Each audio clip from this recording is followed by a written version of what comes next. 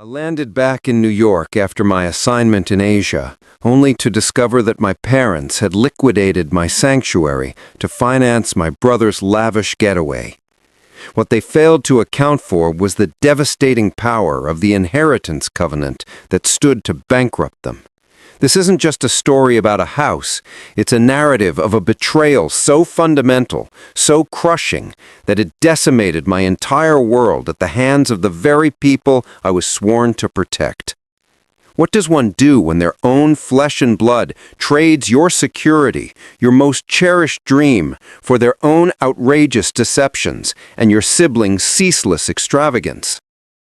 My name is Ethan Maxwell, a 32-year-old international finance consultant.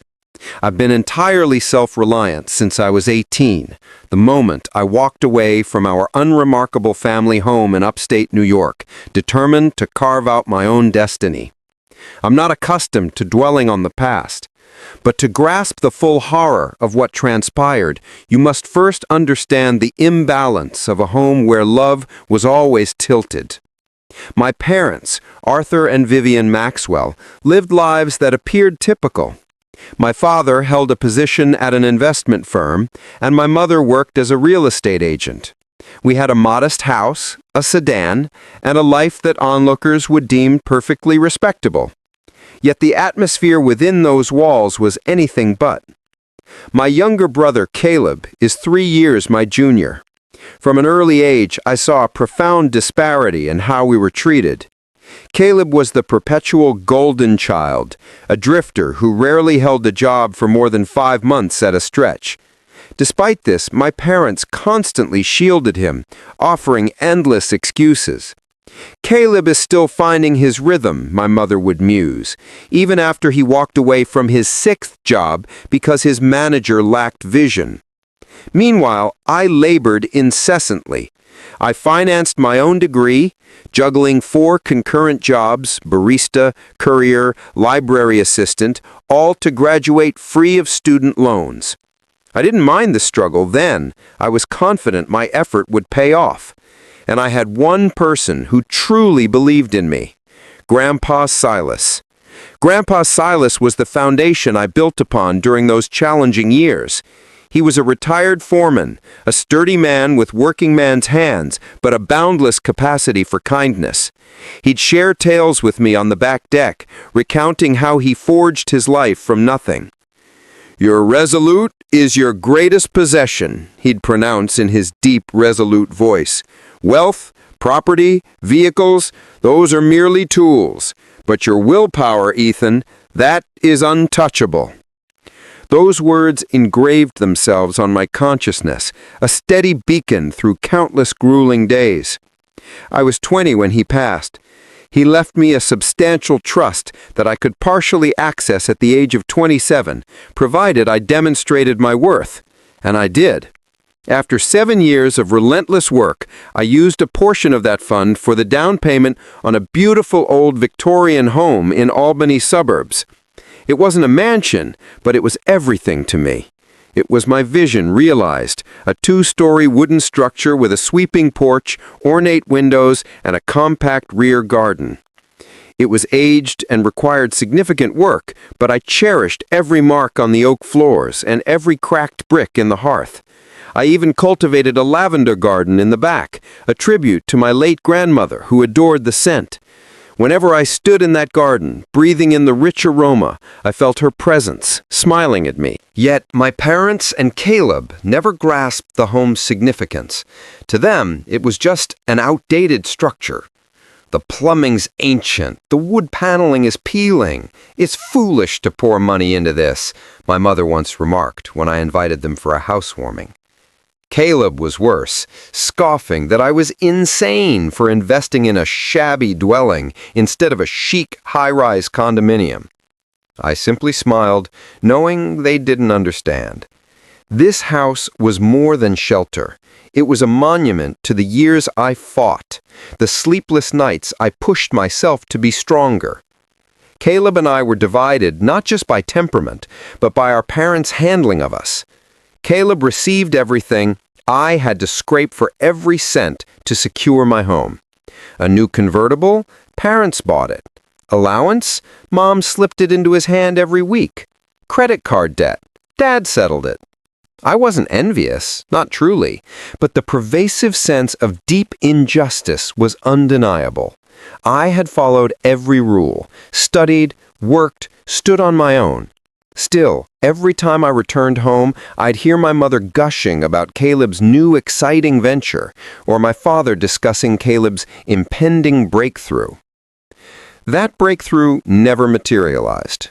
I remember one dinner after I'd been promoted at my consulting firm. Caleb, predictably, was complaining about being dismissed. "My employer didn't know how to leverage my talents," he muttered, nursing a lager and glaring at me.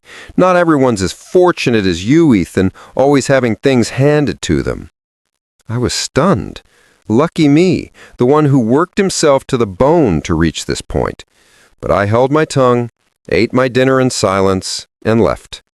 I had long realized that debating with Caleb or reasoning with my parents was a complete waste of energy. Everything shifted when I received an exceptional offer, a 7-week international consulting project spanning Paris and Rome. It was a high-stakes assignment that could vault my career to new heights. I was elated but anxious. 7 weeks was a long absence, and I didn't want my house sitting empty. I asked my parents to watch over it. "Just drop by a few times, check the security, water the lavender garden," I instructed. A simple request, right? But as I handed my father the key, a peculiar, unsettling chill ran through me, as if I'd just entrusted a part of my soul to people who held no real regard for it. The final dinner before my flight was at my parents' quaint New York home, with the familiar scent of grilled chicken from the old kettle grill. I arrived in high spirits, anticipating a pleasant farewell. But the moment I stepped inside, the familiar tension was palpable. My mother was bustling in the kitchen, my father was engrossed in the baseball game, and Caleb, as usual, was whining. He was slouched on the sofa, phone in hand, his voice thick with indignation. "Work is pointless. My boss keeps giving me dead-end tasks. I refuse to squander my youth at that corporation." I looked at him, fighting the urge to ask what these dead-end tasks were, and simply nodded. I took my seat at the dining table, focusing on the plate of pork chops my mother had just set down. "Ethan, tell us about your European trip," my mother asked, but I knew it was a courtesy question. I began describing the project, a transnational branding campaign for a major corporation, requiring me to work in Paris and Rome, meeting senior executives and building strategies from scratch. It was a career-defining moment to prove my years of labor had not been in vain. But as I spoke, my mother's gaze drifted to Caleb, as if he were the one who needed reassurance. "Caleb is looking into a new opportunity," she interjected, her voice bubbling with enthusiasm. "A finance startup. They say it's immensely promising." I paused, losing my appetite. Caleb, who never sustained a job for longer than 6 months, had a great prospect. I looked at him, hoping to see some spark of ambition, but Caleb merely shrugged, eyes locked on his phone. "Perhaps," he muttered, "but it's taxing. I need a recharge first." I choked back the question swelling in my throat. "A recharge? Your entire existence has been a break." My father, typically silent during these exchanges, suddenly spoke up. "Ethan, you'll be gone for so long. What about the house?" I seized the chance to redirect the conversation. "Could you and Mom check on it for me? Just visit a few times, check the doors, water the plants. I'll leave the key here." I took the key from my pocket and placed it on the table. My father nodded, but his eyes were distant, preoccupied. "Understood," he murmured, before returning his attention to the screen. My mother patted Caleb's shoulder and said, "My dear boy needs to relax. Work is so stressful, isn't it?" A flare of frustration ignited in my chest. Stressful? Caleb didn't know the meaning of stress. He lived off my parents' dime, while I had financed everything, from tuition to the bricks of my Victorian home. But I said nothing. I'd learned long ago that confrontation with them was futile. Instead, I rose, thanked my mother for the meal, and handed the key to my father. "I'm off. Tell Caleb I said goodbye when he looks up from his phone," I added, forcing a civil tone. Caleb merely scowled and offered no response. The following day, I boarded a flight for Paris. As the plane ascended, I gazed out the window and pictured my home. I imagined the lavender garden, its vibrant purple flowers shimmering in the summer sun. I told myself everything would be fine. My parents would care for the house while I focused on my career. But deep down, a faint voice warned me that I had made a terrible error. Paris greeted me with a deluge and a relentless pace. The project began immediately, and I plunged into it like a machine. Late-night sessions, constantly shifting strategies, and presentations to executives left me scant breathing room. But I thrived on it. I loved the complexity and the opportunity to prove myself. Each night back at the hotel, I checked emails, sent reports, and let myself daydream about my return, walking into my Victorian home, sitting on the porch with a cup of tea, admiring the lavender. Then, around the 4th week, I received a message from Caleb. No greeting, no check-in, just an Instagram link.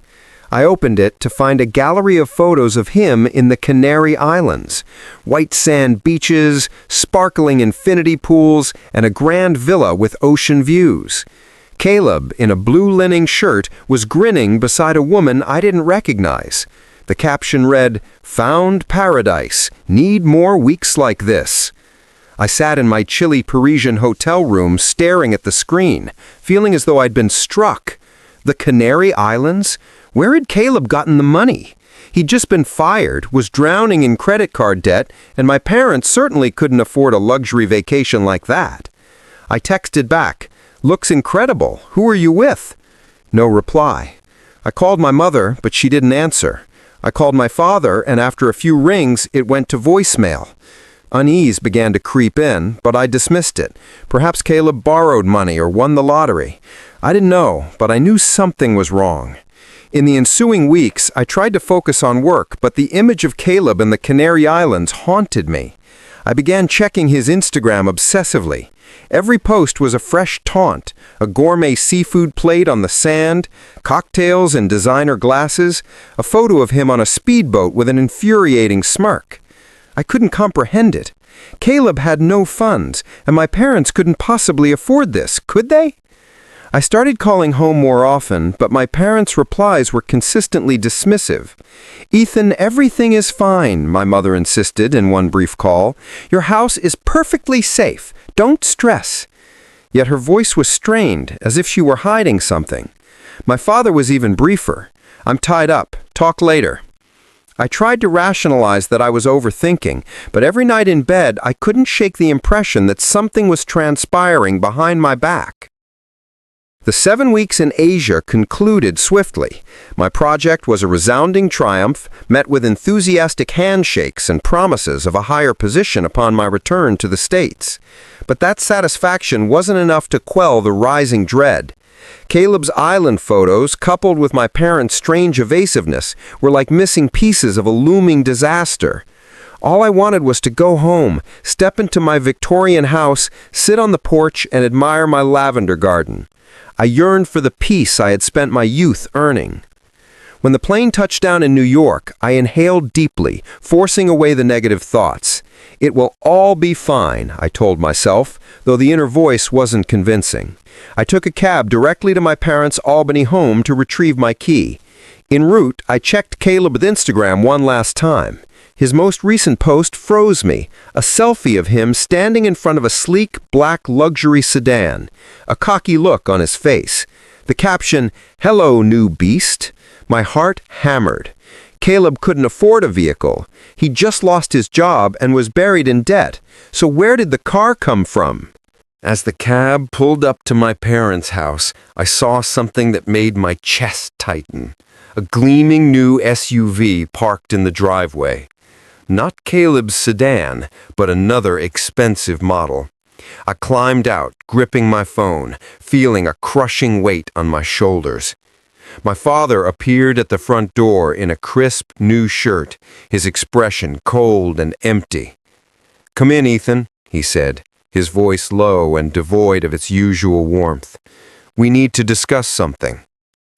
I stepped inside. The air was thick, like the calm before a hurricane. My mother sat at the dining table, hands tightly clasped, eyes fixed on the floor. Caleb wasn't present, but his presence lingered like a poison. I set down my luggage, striving for a calm voice. "Where's my house key, Dad?" I asked.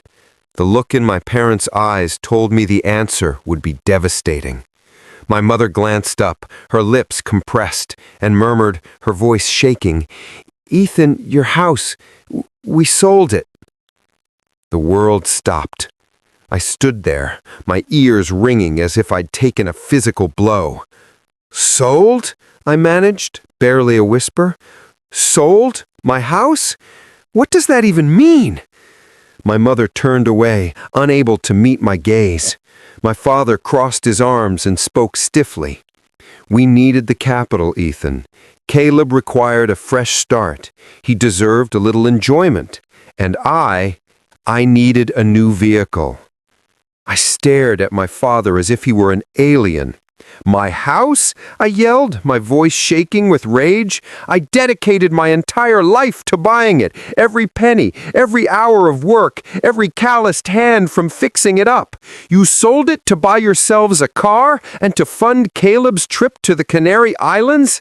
I was about to scream, but my father merely shrugged as if it were obvious. "You're always fine, Ethan. You have a great career. You have money. Caleb doesn't. He requires our support." My blood boiled.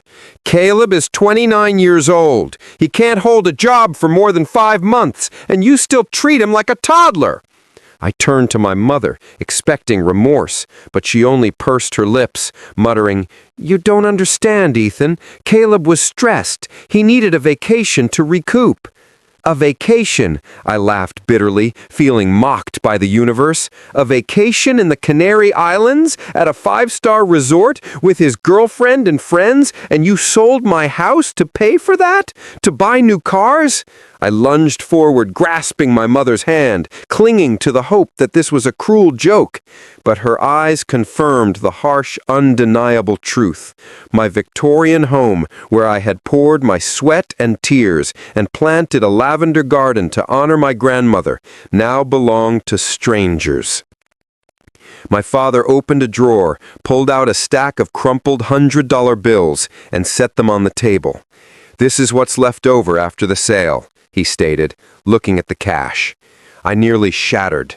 I stormed out of their house, leaving the key and the money, refusing to utter another word. I hailed a cab to my former home. When we arrived at the Victorian house, my heart was shattered. The ornate windows were the same, but the curtains were different. My lavender garden looked odd, disturbed. I got out, stood at the gate, and then saw them, an elderly couple, tending to the front yard. The woman looked up and smiled kindly. "Hello, may I help you?" My throat was parched. "This was my home," I explained, my voice trembling. The man stopped watering and looked at me in surprise. "Your home? Are you Ethan? We bought this house a month ago from your parents. They said you'd moved abroad permanently." I staggered back, my mind reeling. My parents hadn't just sold my house, they had concocted a complete lie to justify their crime. I returned to the taxi, adrift. I immediately called Julian, my closest college friend, now an associate attorney. "Julian, I need to see you now," I said, my voice hoarse. Julian agreed to meet me at a nearby cafe. There I poured out the entire story, Caleb's opulent island trip, the new cars, and the final, most shocking fact, my Victorian home sold behind my back. Every syllable felt like a blade slicing my heart, but I tried to remain composed, certain Julian could help me make sense of it all. Julian listened, his brows furrowed in concentration. When I finished, he gently tapped his fingers on the table, organizing the facts. "Ethan," Julian began, his voice slow and firm, Your house isn't just personal property, is it? You mentioned using a portion of your grandfather's trust to purchase it, correct? I nodded, seeing a pinprick of light in the darkness. My grandfather Silas's trust. I used a part of the principal for the down payment, but it was still subject to the trust. I was the primary fiduciary until I turned 35.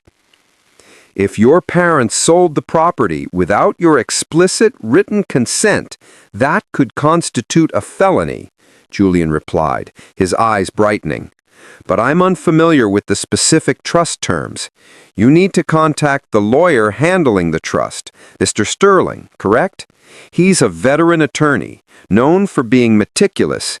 I'm confident he can help you seek justice, but you must collect evidence, documents, sales contracts, anything that proves they acted without your authority.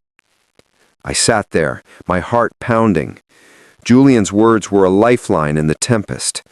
I vaguely remembered Grandpa Silas talking about the trust and how he wanted to safeguard the assets for future generations. I believe he included a protective safeguard stating that anyone who knowingly misappropriated trust assets would forfeit their inheritance. "Do you believe I have a case?" I asked, my voice barely steady. Julian gripped my shoulder, his gaze unwavering. "Find Mr. Sterling. Gather the evidence. I'm certain you have a very strong case here." I left the cafe, my mind churning, but with a nascent hope. I had lost more than a home. I had lost my faith in my family. But if Julian was right, and I could prove that my parents and Caleb had crossed an unforgivable line, I might be able to reclaim what was mine. The image of my lavender garden flashed in my mind, but it was obscured by my father's cold stare, my mother's evasiveness, and Caleb's smug smirk on Instagram. I clenched my hands, a fierce resolve burning within me. They thought they could take everything and walk away unscathed. They were profoundly mistaken. I would expose the truth and hold them accountable. I immediately called Mr. Sterling, the lawyer overseeing Grandpa Silas's trust. I'd only met him a few times, the last being when I was 27, when he outlined the trust's basic stipulations and allowed me to use some of the funds for my Victorian home. His voice on the phone was as deep and composed as I remembered, but there was a hint of concern when I told him I needed an urgent meeting. "Ethan, are you well?" he asked. "No," I replied, my voice rough. "I need your assistance. Something catastrophic has occurred." We agreed to meet at his office in downtown Albany, a small suite with polished mahogany paneling and the scent of old paper. When I entered, Mr. Sterling rose from behind his desk, his white hair and round spectacles giving him the air of a classic novel. He shook my hand, his gaze piercing but kind. "Sit down, Ethan," he urged, motioning to the leather chair opposite him. "Tell me everything." I took a deep breath, fighting to control the torrent of emotions. I recounted the whole saga. My 7-week work trip to Asia, Caleb's island photos, my father's new car, and the most devastating news. My parents had sold my Victorian house without ever consulting me. "They claimed they needed the money for Caleb's new beginning," I continued, my voice raw with anger. "But that was my house, Mr. Sterling. I used funds from my grandfather's trust. How could they sell it without my authority?" Mr. Sterling listened intently, his hand resting on his chin, his eyes never leaving mine. When I finished, he sat in silence for a moment before rising and walking to a filing cabinet. He pulled out a thick folder bound in dark burgundy leather with Silas Maxwell Trust elegantly embossed on the cover. "Ethan," he whispered, his voice low but weighty, "that house is not merely your personal asset. It belongs to the trust, and you are the sole fiduciary until you turn 35. If your parents sold it without your consent, that is a highly egregious matter." My heart raced. A powerful beam of hope had pierced the darkness. "How egregious, Mr. Sterling?" I inquired, my voice lowering to a near whisper. He opened the folder, flipped through a few pages, and pointed to a highlighted paragraph. "Let me clearly define the trust's dispersal," he stated. "When you turn 35, the trust's assets were to be distributed as follows. Your parents, Arthur and Vivian Maxwell, would each receive $500,000. Your brother, Caleb Maxwell, would also receive $500,000. And you, Ethan, would receive $1 million.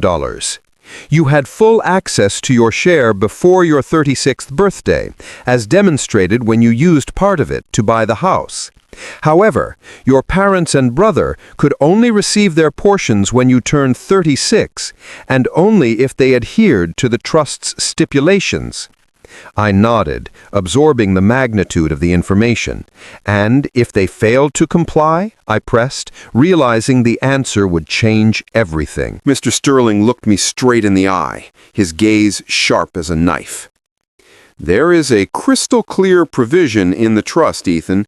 Any beneficiary who forges documents, misappropriates, or sells trust assets without the fiduciary's consent, that's you, will immediately forfeit their entire inheritance. Not only do they lose their share, but depending on the specifics of their actions, they could also face severe legal repercussions." I sat there, stunned, as if the ground had given way. They forfeit their inheritance. My parents' $500,000 and Caleb's $500,000. $1 million could vanish because of what they had done. I remembered Grandpa Silas's words, "Your resolve is your greatest possession." Was this his way of protecting me? Of preserving the life I had built? "So you're saying if I can prove they falsified documents or misappropriated the house, they lose everything?" I asked, my voice trembling, not from fear, but from a strange blend of agony and vindication. Mr. Sterling nodded. "Precisely. But we require evidence, Ethan. Documents, contract, signatures, anything that proves they acted behind your back.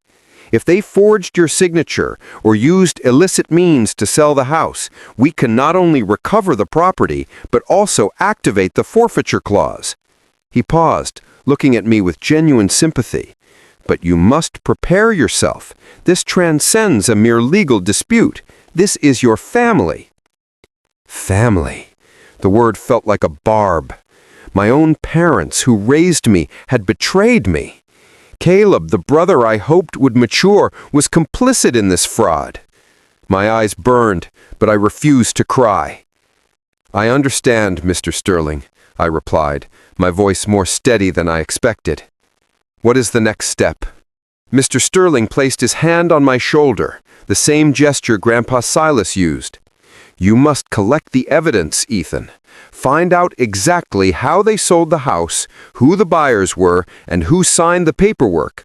If there is any sign of forgery, on the signatures, the notarizations, anything, we will have grounds to proceed. I will support you throughout, from filing a lawsuit to enforcing the trust's clauses. But you must be strong, Ethan. This will not be easy." I nodded, a surge of renewed purpose rushing through me. I thought of my Victorian home, the lavender garden I planted for my grandmother, and the nights I spent building my life. They had tried to seize everything, but I would not allow them to win. "I will find the evidence," I replied, my voice like steel, "and I will take back what is mine." Leaving Mr. Sterling's office, I felt like a warrior entering a battle. The Albany sun was still bright, but a storm raged inside me. I pulled out my phone and texted Julian. "You were right. The trust has a safeguard. I need your assistance." I wasn't sure where to begin, but I knew one thing. I wouldn't stop until the truth was revealed. I recalled my parents, Caleb, and how they always made me feel inadequate. They expected me to silently accept the loss and move on. But they had no idea I was Grandpa Silas's grandson, the man who taught me that true strength lies in resolve, and my resolve had become an unquenchable fire. I decided to start at the most painful spot, my Victorian home. I needed to meet Diana and Henry, the elderly couple, again to probe the sale. When I last stood outside the house, seeing them move in, all I knew was that my parents had sold it using a fraudulent signature. But I wanted more. Who did they meet with? What did the paperwork look like? Were there any other clues? On the way, I clenched my fists, fighting the agonizing feeling that my heart was being pulverized. The Victorian house loomed, with its familiar ornate windows and the lavender garden, which had been unevenly trimmed like an unhealed wound. I knocked, my pulse quickening. Diana opened the door, her eyes instantly recognizing me, her friendly smile now laced with concern. "Ethan, you're back," she murmured, her voice quiet and strained, as if she knew I wasn't there for a friendly visit. "Come in." I walked into the living room where Henry sat with a newspaper. His eyes were apprehensive. "Mr. Ethan," he murmured, setting the paper down. "What's the matter? Last time you mentioned something about the house. We're still confused." I took a deep breath, trying to keep my voice steady, but unable to hide my determination. "Diana, Henry, I apologize for intruding again, but I need more details about the sale. I believe my parents forged documents to sell this house. I need proof to reclaim what belongs to me." Diana and Henry exchanged worried glances. Then she got up and took a stack of papers from a desk drawer. Diana replied quietly, "We truly don't want any trouble. They, your parents and your brother, said you were moving overseas and needed a rapid sale. They presented a deed of transfer with your signature and documents bearing a notary seal. We paid in cash and everything was finalized in just a few days." I gripped the papers, my heart racing. The sales contract was in my father's name, Arthur Maxwell, and the transfer document was supposedly signed by me. But it wasn't my signature. It was close, yet the strokes were shaky and inconsistent, as if someone had tried to trace it. "This is not my signature," I explained, my voice catching. Henry frowned. "They also gave us notarized paperwork confirming everything was legitimate. We had no reason to suspect otherwise." I requested permission to photograph the documents, feeling like I had found the first critical piece of the puzzle. Diana looked at me, her eyes filled with distress. "If you're telling the truth, we are victims too. We paid for this house, moved in. If something is wrong, we need to know." I nodded, promising to keep them informed. I left the house with a mix of relief and simmering rage. My parents had forged my signature, but I needed more evidence to connect all the players. When I returned to the temporary apartment I had rented, I called Julian again. He agreed to help me analyze the documents and suggested I look for comparable paperwork at my parents' residence. "If they took original documents from your house, they might still have them," he advised. The thought of returning to my parents' house made me recoil, but I knew I had no choice. I needed to confront them, not with words, but with silent action. I went to my parents' house one Thursday morning, knowing they would be out grocery shopping. I slipped inside and quietly opened their office filing cabinet. Inside were piles of documents, bills, agreements, and insurance papers. My heart leapt when I found a folder labeled Ethan's Residence. I opened it and found the jackpot. Copies of the deed of transfer, notarized documents, and handwritten notes. I recognized my mother's script, numbers, dates, and a notation that read, "Full cash offer, discreet and quick."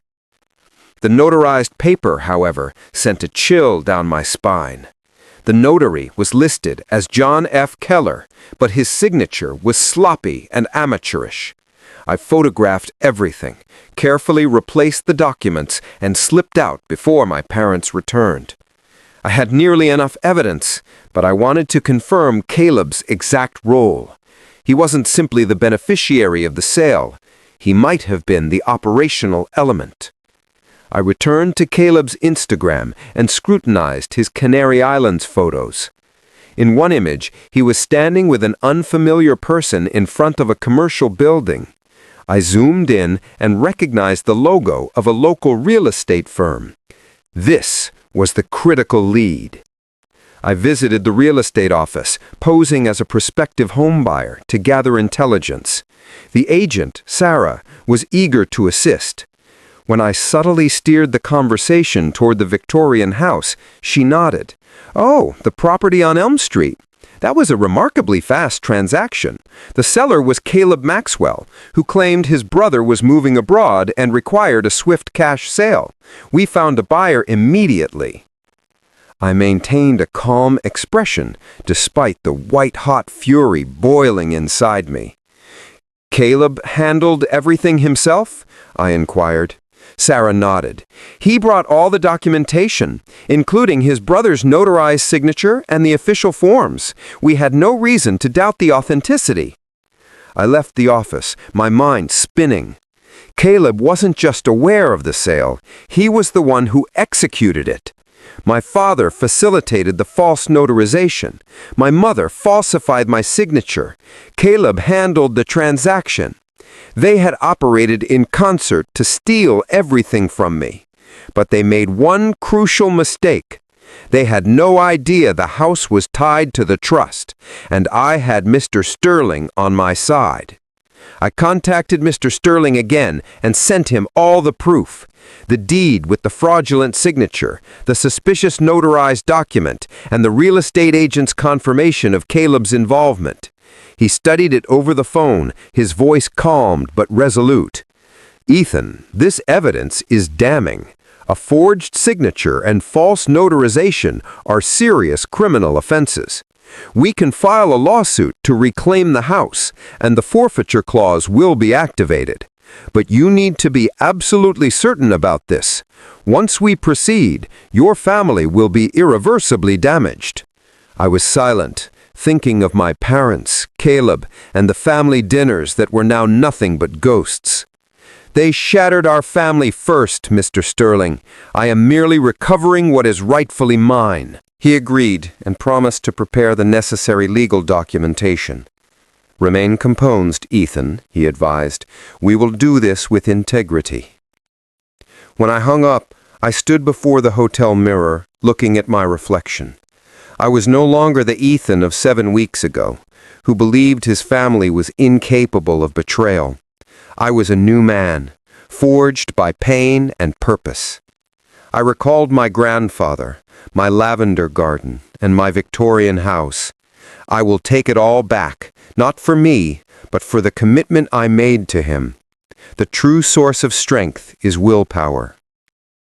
After speaking with Mr. Sterling, I was confident I had sufficient proof. The deed of transfer with a forged signature, the fake notarized paperwork, and the real estate agency's confirmation of Caleb's execution of the sale. However, simply filing a lawsuit wasn't enough. I wanted my parents and Caleb to face the reality of their actions in front of the entire family. Relatives who had watched me grow up and listened to my parents brag about their golden boy, Caleb.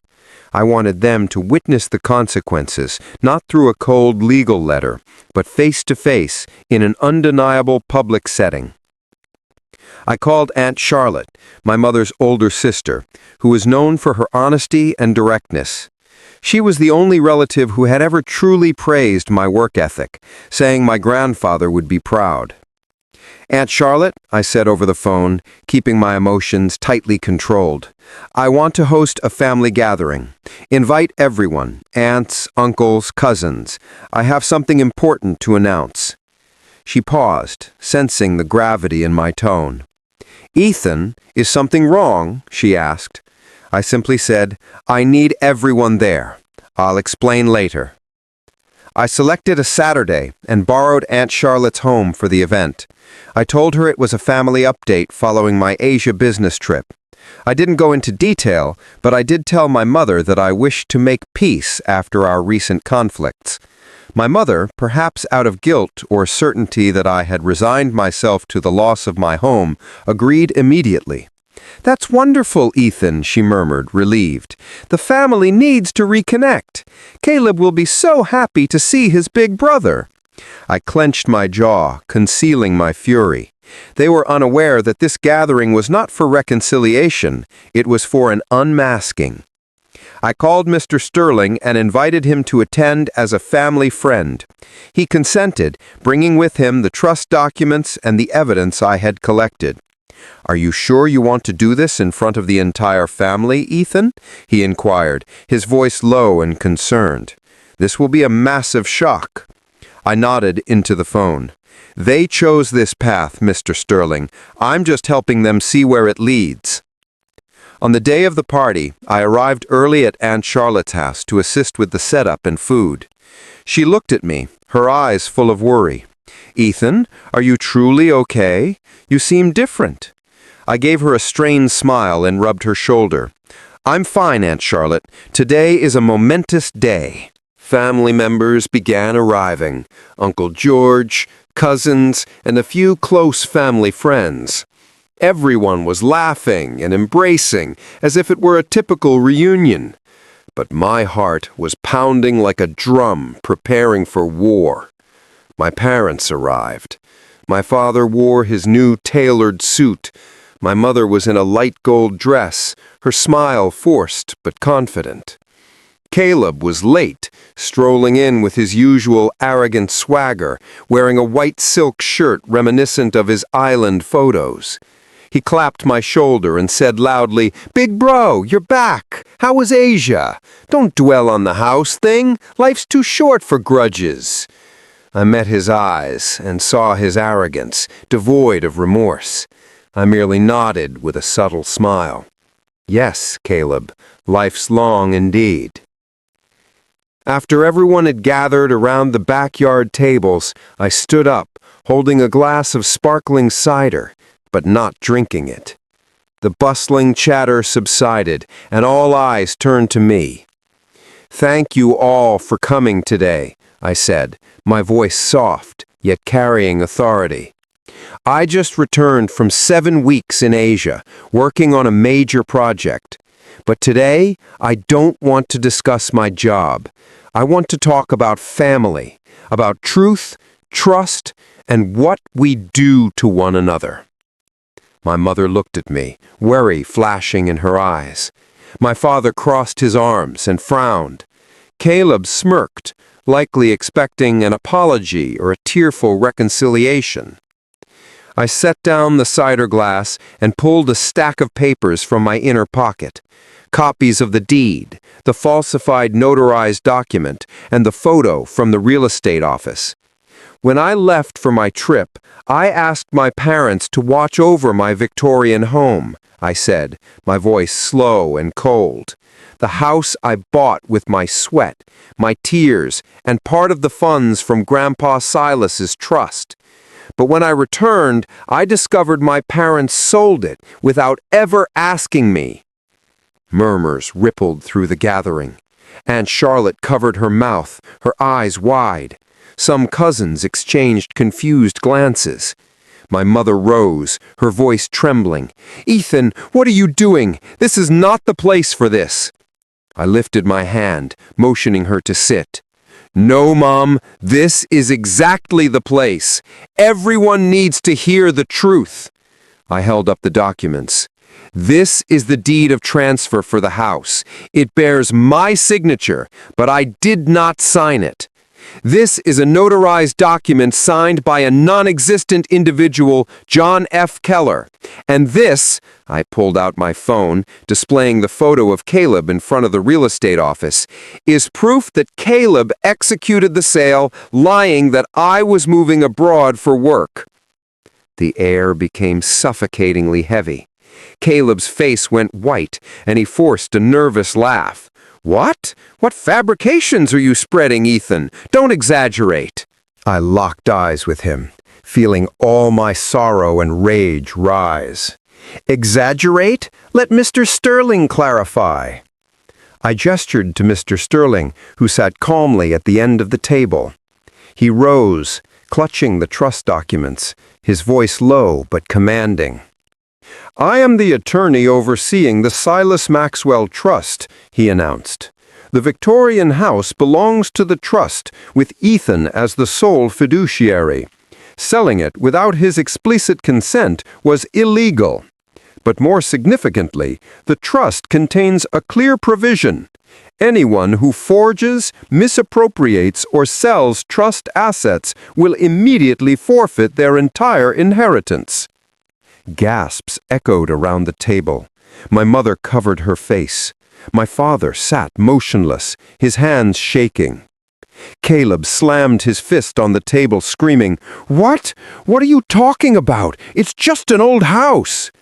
Mr. Sterling looked at him, his words hard. "Not just the house, Mr. Caleb.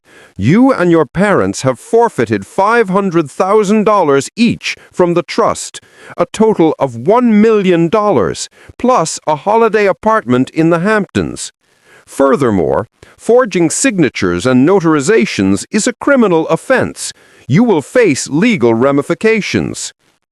Silence descended, broken only by the quiet rustle of the wind. My mother was covering her face, struggling to stifle tears. My father stumbled towards Mr. Sterling, demanding to see the trust documents. Caleb slammed his fist on the table, yelling, "What?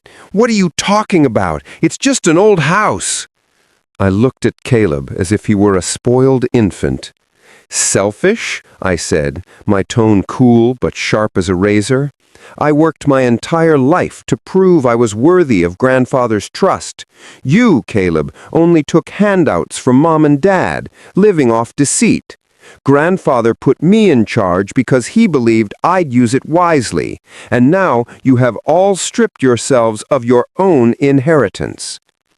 My mother rushed to me, grabbing my hand and crying, "Ethan, I'm so sorry. I didn't know about the trust. I just wanted to help Caleb. He's your big brother. You can forgive us, right? You can still divide the inheritance as planned." My father turned, pleading, "Ethan, we're family. You can't let us lose everything like this. Reconsider." Caleb leapt in, his voice almost a whimper. "Big bro, please think about it. A $2 million inheritance isn't small." My mother had tears streaming down her face. My father looked utterly defeated, and Caleb childishly enraged. A part of me longed to relent, to embrace my mother and say it was fine. But then I remembered my lavender garden, my Victorian home, and my grandfather's words, "Your resolution is your greatest position." They had chosen betrayal. Caleb was chosen over justice. "You are not my family," I responded, my voice calm but devastatingly clear. "Family does not steal each other's dreams." My mother slumped into a chair, sobbing uncontrollably. My father clutched her, unable to meet my gaze. Caleb stormed out of the backyard, muttering curses. The other family members stared at me. Some nodded, others quietly slipped away. Aunt Charlotte approached and placed a reassuring hand on my shoulder. "You did what was right, Ethan," she said. "Your grandfather would be proud." As everyone departed, I stood in the garden, watching the sunset paint the Albany sky in shades of copper and gold. Mr. Sterling touched my arm. "You did what you had to do," he said. "The legal documents are prepared. We will reclaim your house, and they will face the consequences." I nodded, but I felt no triumph. There was only an abyss where my affection for my family once resided. The days following the family gathering were a whirlwind. Mr. Sterling and his legal team acted swiftly, filing a complaint in Albany County Court on serious charges of forgery, false notarization, and trust asset misuse.